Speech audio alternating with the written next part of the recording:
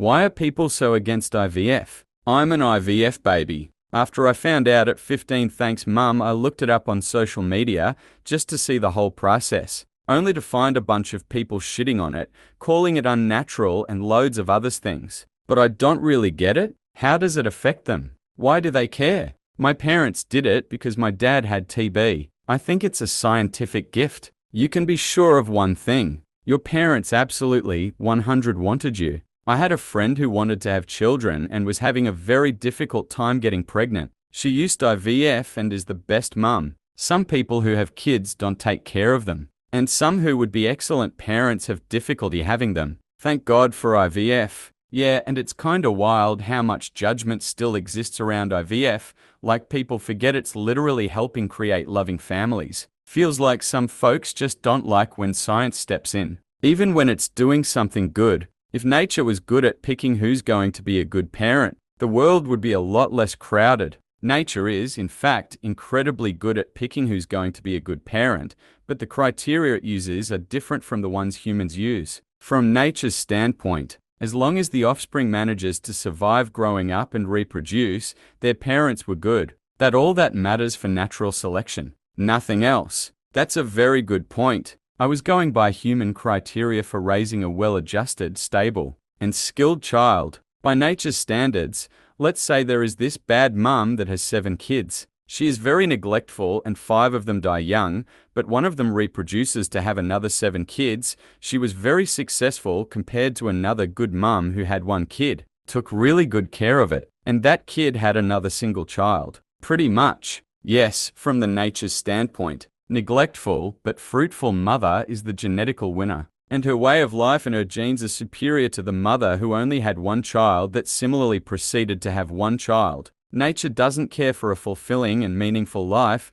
nor does it care for happiness or personal development. The only meaning is survival and reproduction. It goes against mysticism. Those who don't like it can point to conception as some miracle that we don't understand, but IVF is pretty well understood. And it also demystified regular conception. It removes the soul from the fetus, that magic component that makes their ignorance acceptable. And so they hate it. People still believe in the soul of an IVF baby. I think it's the fate component people don't like. Like the idea that a doctor could create a person who has agency and could do things in the world scares them because they think God is supposed to do that stuff. I suppose there's also always this concern about science going too far, or the Jurassic Park thing of unintended consequences. And they were so focused on whether or not they could, they didn't stop to think about whether they should have more babies to fix the population decrease. Also, no, not like that. I think that's on the right track, but doesn't go far enough. It's not just science stepping in, because those same people are almost certainly in favor of corrective eyewear and laser repair or heart stents for blocked arteries. What I believe is that people are anti whatever lets them feel morally superior. You are on GLP-1s. Oh, so that means you are a fat pig that can't control themselves. The thinking I'm guessing goes something like, oh, you needed IVF to get pregnant. It's a shame you can't keep your man interested enough to keep trying the right way. Or, oh, you needed IVF to get your wife pregnant. Shame you are not a real man that can't get it up. Oh, your parents wanted you very much. Egg extraction, daily progesterone shots, and more aren't entirely pleasant. Your mum literally suffered to give you a chance at life. Watch out saying IVF mums suffer to have them because they went through all the same stuff as regular pregnancy shots and drugs on top of it. You will get weirdos taking it as an attack on them and twist it into you saying regular birth is pleasant like the psychopaths they are. The real answer is that IVF fertilizes a bunch of eggs and only uses the most viable ones. Typically, the other eggs are discarded, either through failed attempts to get the egg to attach in the uterus, not being viable, or when they get a successful pregnancy. Viable fertilized eggs are stored for a time. For pro-life hardliners, it's seen as equal to several abortions. IMO, this is a slight misrepresentation. The embryos which are discarded are typically not viable. Usually they failed to mature embryos need to reach a particular maturity to be transferred or frozen. As it is known, they will not implant if they are less mature. It is not a matter of giving them more time, etc. It's that not all embryos are capable of maturing. Generally, out of 6 eggs harvested and fertilized, you get 1 - 2 mature embryos. though this can vary wildly depending on a number of factors. The remainder of discarded embryos usually have genetic defects not compatible with life. Even if they did implant, they would be miscarried or live short, horrific, painful lives. Neither of the two above categories are transferred attempt to get the embryo to implant in the uterus. Embryos which are mature and viable are almost always kept. It can and usually does take multiple transfers for an embryo to implant. Many people also want more than one child. If a person is lucky enough to still have mature, viable embryos, when they are finished building their family, those embryos are occasionally destroyed, but also frequently donated to others in need or to research. Not really funny. Side note, in my state it is illegal to donate them to science. Anyway, the TLDR is infertility treatment and IVF are grueling processes with low success rates. It's nothing like how they're sold to the public in media and frankly, also by medicine itself before you're actually in the process. Pro-lifers don't care. They see discarding of embryos with genetic defects as, so you think people with disabilities should be killed? They wouldn't even create a pregnancy because of the issues or be miscarried. Many of them aren't even qualified to try to use. These embryos haven't even attached to anything. It's nothing close to having an abortion. A whole segment of people firmly believes that life begins at fertilization. You are giving them way too much credit if you think they see this as nothing close to having an abortion. These same people claim that IUDs cause abortions since IUDs prevent implantation of a fertilized egg. This is just a vocabulary rant, since I'm autistic and I dislike miscommunication. A whole segment of people firmly believes that personhood begins at fertilization. We use the term life as a shorthand because it's a poetic word that usually implies personhood. But in this instance, at fertilization, a new human being, genetically different from either parent, now exists and is alive in every scientifically meaningful way. The term abortion means to stop the pregnancy process, which is why IUDs don't count and miscarriages are termed spontaneous abortions in the literature. Colloquially, pro-lifers apply it to the abortion of the life of the child organism at whatever stage, not the pregnancy. This terminology is a drift from the official meaning, but it makes these arguments semantically viable, even if they're not logical. Many of those people are also anti-science or culturally pro-Liffey anti-IVF to fit in with their in-group, so the reality doesn't really matter. Ironically, they are also usually the ones who think people with disabilities should be killed. Just an aside to a really excellent response, not all naturally conceived embryos implant. Some estimates for the non-implantation rates are as high as 20. But of course, if the deity causes an abortion, that is a-okay. Exactly. Mother Nature gets rid of way more embryos than all of the IVF clinics combined. Never mind how many eggs get wasted. Naturally. Once a month, plus the way underreported rate of very early miscarriages that go under the label of I was a few days late if you insist on a full genetic set. And as Ellie Woods put it, all masturbatory emissions where his sperm was clearly not seeking an egg could be determined as reckless abandonment. Why is it just eggs getting thrown out that are murder? Think of the millions of sperm being wantonly smothered in socks every day in this country. It's a massacre. Every sperm is sacred. I read a lot of responses, and I don't know why no one is mentioning the biggest argument people are making against IVF in the US right now. The religious right has made it an abortion issue. In the process of IVF, there are multiple embryos created. When some are implanted and some are not, the ones that are not implanted are destroyed. The religious right calls this murder and has tied it to their pro-life mega agenda. Thank you. This is the only mention of this argument I've seen in the comments. This is why I thought anyone would be against it. And before mega, the Catholic Church has been against it. Yeah, I'm not sure if we've all just collectively forgotten that many churches used to argue that the baby wouldn't have a soul if produced with IVF. The official doctrine of the Catholic Church is still opposed to IVF. Man, I had to scroll pretty far down to find the actual answer. All the other things people are saying are straw men. The truth is, IVF became a target for the anti-abortion crowd because honestly, that is the view most consistent with their belief that a fertilized embryo is a child. The only reason you don't hear more about it is because IVF kind of demonstrates exactly why that belief is silly. People should also know that most fertilized embryos don't make it. The body naturally miscarries most in the early stages. Fertilized embryos not becoming babies is actually the norm. My son was born by IVF. and my wife was convinced that we should implant 2 embryos on the first round, just to make sure. I was worried about twins, but given the likelihood of embryos miscarrying, the odds were relatively low. So we went ahead and implanted 2 embryos, and ended up with 1 baby. All this to say that even with perfect conditions, embryos that were created in a lab, we implanted 2. We ended up with 1 baby. I don't know the percentage who choose not to destroy remaining embryos, but when I was dealing with infertility, our clinic had an embryo adoption program, where folks who had completed their families could donate to couples struggling to conceive. A video popped up on YouTube yesterday saying how 52% of the internet is bots.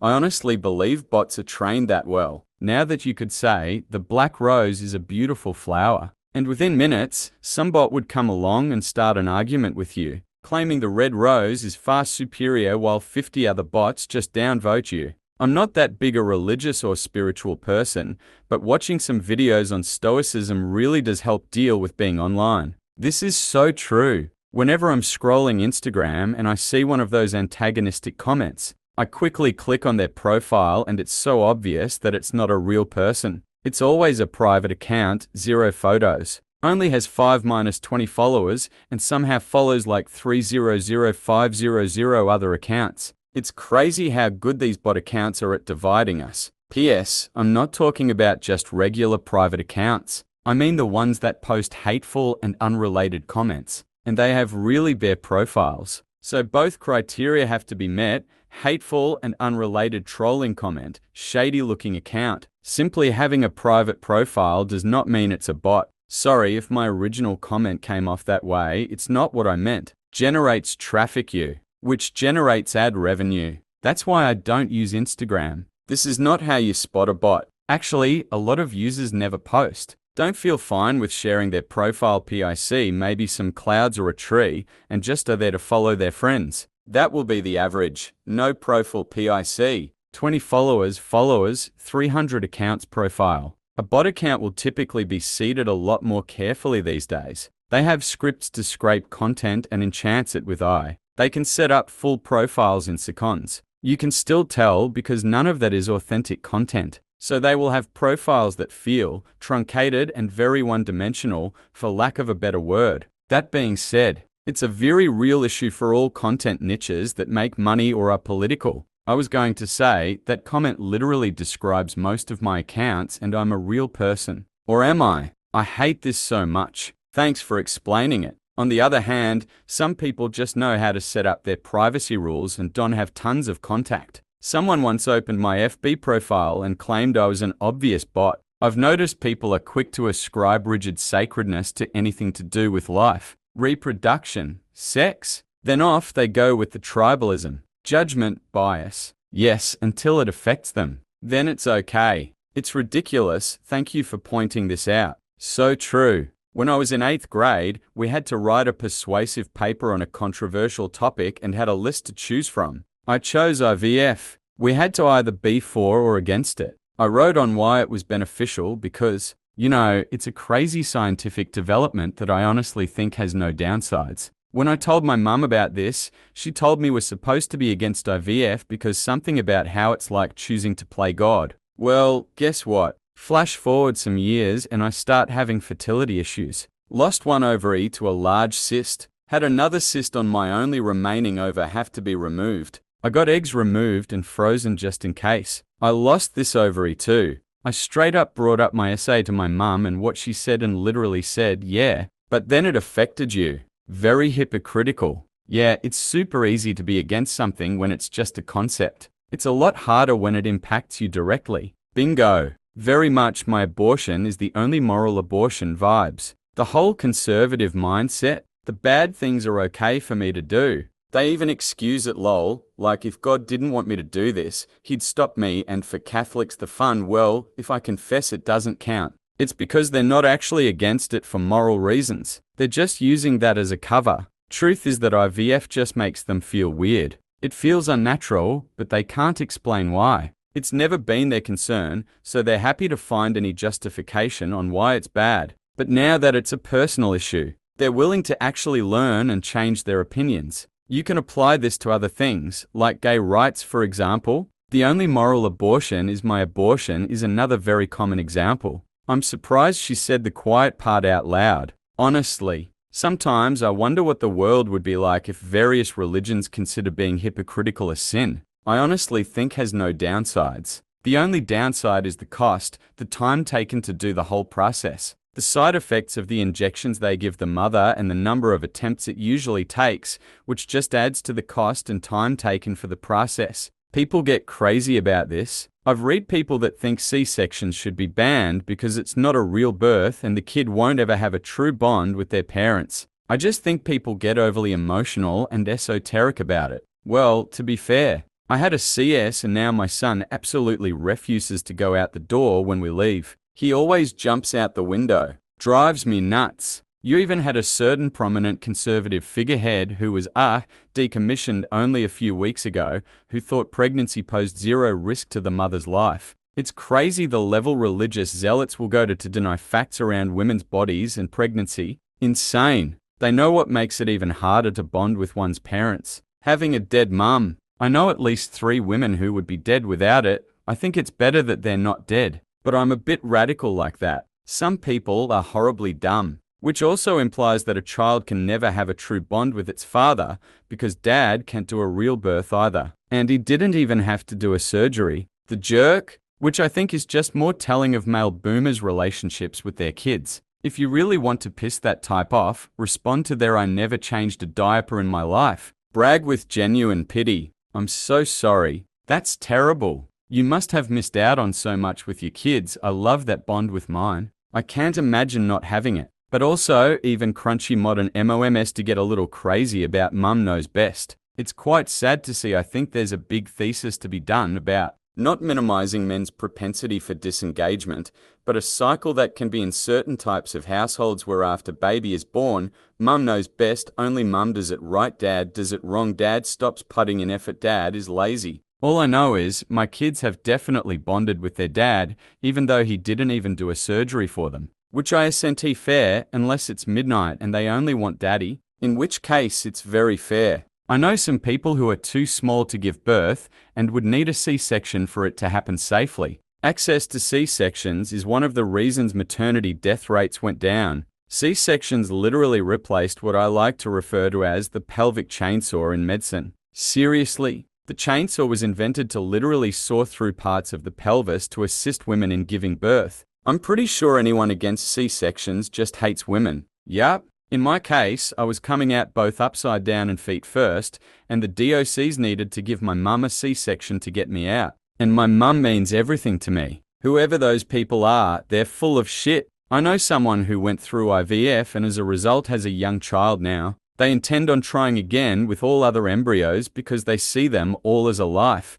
Some people would not go through the process again with the other embryos and would therefore destroy them, which some see as destroying a life. Some folks are happy with that, some are not. Everyone is welcome to keep their own opinions to themselves. I've never heard anyone saying anything bad about IVF, but I live outside USA. Majority of people here have kids later in life and IVF is very, very popular. The Catholic Church is very much against the use of IVF. So it's an issue for a not insignificant percent of the world population. My wife's priest made her cry when she mentioned she was pregnant via IVF. Technically, they also don't believe birth control is okay. And yet, the couple who did our marriage counseling before we got married was split in the issue. The wife told us that birth control was wrong to use for any reason. The husband thought that the issue was between us and God and to decide if using it was right for us. It's funny, BC, I have a friend who was raised Catholic and she and her sister were IVF babies. Most of the time I hear people badmouthing it. They think it's selfish to care so much about having a kid with your own genes to go to those lengths of spending so much money and effort, and that people should just adopt one. Generally, people who don't really think about how much money and effort it is to try to adopt. I can see the overall sentiment, but it's not like you can go to a shelter and grab a kid like with pets. Using the phrase just adopt is a clear sign that that person has no fucking clue what they're talking about. In some places, it is practically impossible to adopt. For example, in Australia, vast majority of unwanted pregnancies are terminated and international adoption is extremely difficult, as is surrogacy local and international. If you are having trouble conceiving and earlier stage fertility treatments fail, essentially your only chance is IVF. I have never heard anyone disparage it. I'm Aussie too. Think IVF is very common here and generally accepted without issue. But there is still a lingering stigma surrounding it,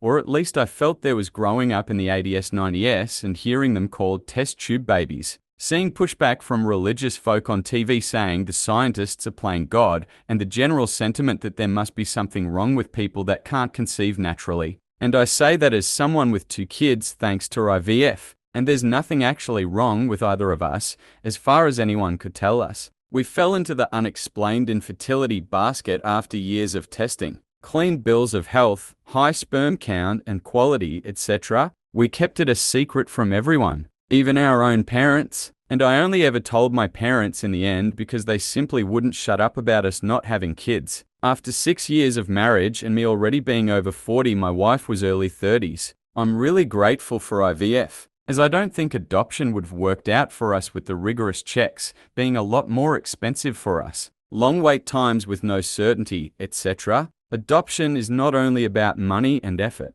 In the country where I live, international adoptions were banned for 2 years due to irregularities, fake certificates, and human trafficking. I don't want a child at the expense of stealing them from their mother. In the US, there are at least 2 camps on IVF hate. Camp 1, terminally online antinatalist. They think actively having kids is inherently bad for a myriad of reasons. IVF for those reasons, plus the woman decided to not adopt an already living child. Camp 2, ultra-religious. The main issue for them is what comes after IVF, and that is usually the destruction of the embryos when the woman or couple decide they're done and either don't want to donate or pay for storage. They believe the destruction of the embryos is murder. They sometimes also just don't believe in IVF, since to them it's akin to playing God, choosing which embryo to implant, etc. He'll add a third, though I can't call it hate in good conscience. Related to IVF with donation in the mix, people criticizing practices because registries are not as careful as they should be. People should have a right to know who donated their genetic material, and the risk of accidental incest with huge sibling groups. You could have 100 half-siblings and never know about it. Your donor could have a serious genetic condition or be a carrier, and you could only find out after trying to figure out why all of your children have rare genetic disorders. Surprise! It's because your partner is a sibling you never knew about and you both are carriers. Never having a way to find out what medical history there is in direct relatives is also very iffy. So not the IVF itself, the combination of IVF with donor cells, and bad controls in place for donations. I think this is the most fair of the objections, but is a reason to call for reform, not prevent access. Many countries do not allow anonymous donation anymore, requiring information about genetic parentage to be available at age 18 or earlier if the child requests it. And, besides the ethical concerns,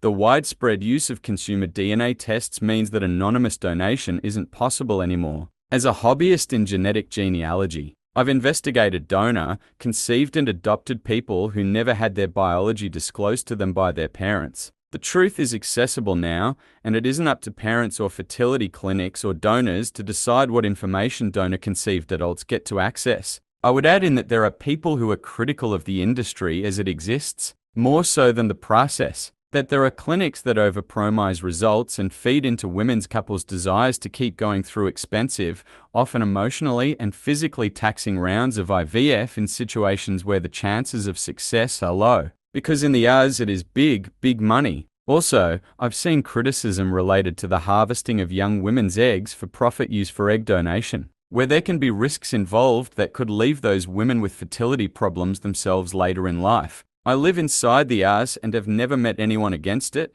and I have some ultra-religious nuts in my family. IVF is weirdly controversial in very Catholic countries, like here in Poland. In 1967, Dr. Christian Bernard performed the first heart transplant. Half the world was in moral outrage. There are people who also think vaccines kill you and millions of babies die from vaccines every year. Don't worry about these people. I'm a doula and help parents who struggle with infertility, and IVF is such a gift. Funny story, I know someone who thinks vaccines are bad for kids but mentioned her kid getting shots for school. Apparently she didn't know shots vaccines. Don't tell her. Ever. And people who think Tylenol causes autism, what are you gonna do? Yup, I had never heard about IVF being hated on, but it sure sounds like the type of thing a right-wing nutjob would believe. So nothing to worry about, OP. Something playing God. It's stupid. They will call that unnatural, but have no qualms with medical science or the fact that they are using a collection of metal and electricity to communicate with people all over the planet. Morons exist. Never understood that claim. The Almighty God, whichever one that is, gave us His creation, inability to learn. So we used it and learned how to help people be healthy, prolong our lives, and have babies. What is actually wrong with this? Kindly, you can look up anything on social media and find some idiots shitting on it. Most of us aren't against IVF. Your birth is a wonderful outcome thanks to science. My sister told me people who can have kids naturally shouldn't. God is telling them not to. Then had 2 of her 3 kids through with surrogacy. People are the worst. IVF is an industry, and you can have doctors preying on people's desperation, doing procedure after procedure when their chances are essentially zero. Nothing wrong with being an IVF baby, but the overall practice has its problems. People saying just adopt are people who don't know the problems with that either.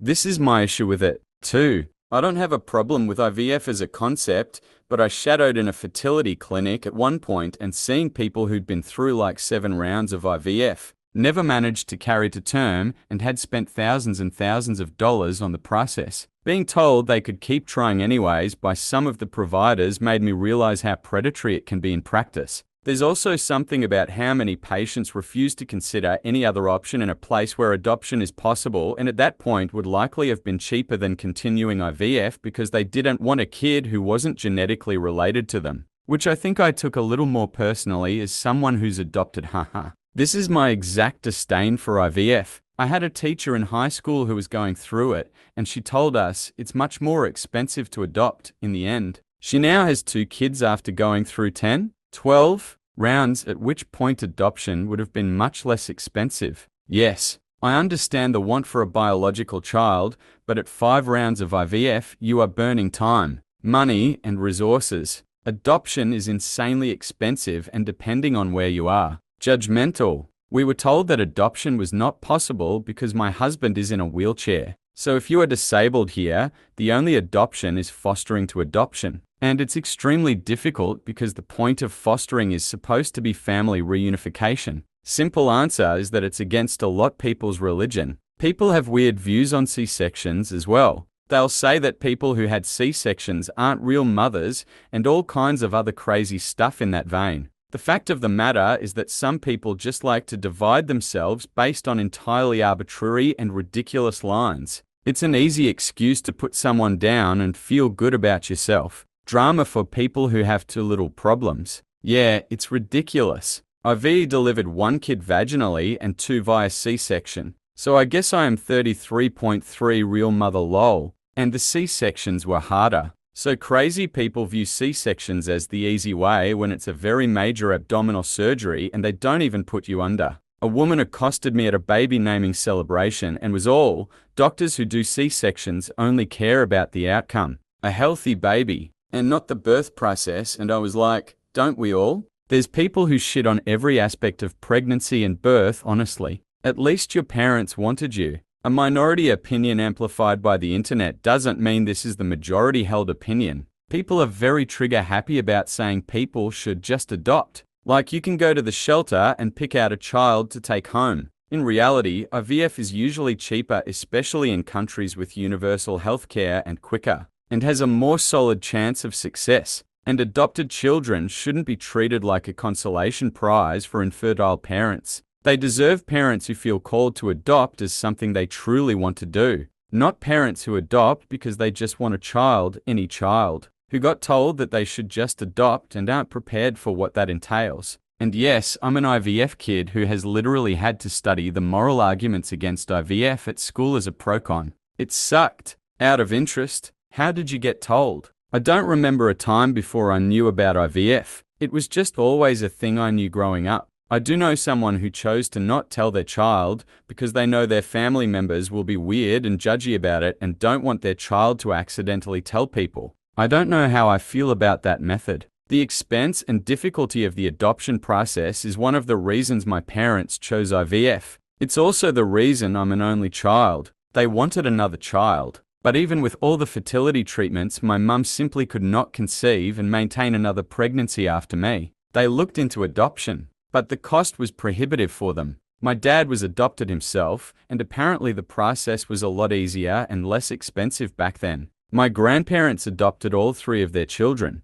I'm not sure what exactly changed. I'm sure there are plenty of couples out there who would love to adopt, but just can't because of the cost. It's really sad. When my mum was going through her fertility treatments, including IVF, one of her co-workers apparently went on a tirade about how selfish my parents were for not adopting when she found out they were doing IVF. Obviously, this really hurt my mum. Fortunately, her other co-workers were all very supportive. The crazy thing is, my mum is a now retired nurse, so this was a medical professional who was saying these things. Where I live, there basically is no domestic adoption, and there are far more parents who want to adopt internationally than the number of children the system can handle. I still often see this argument when IVF is discussed, claiming people are egoistic for not adopting instead. People who say you should just adopt, there are so many unwanted children in the world, have almost inevitably never tried to adopt. Two main arguments I've heard against IVF are: 1, it's unnatural,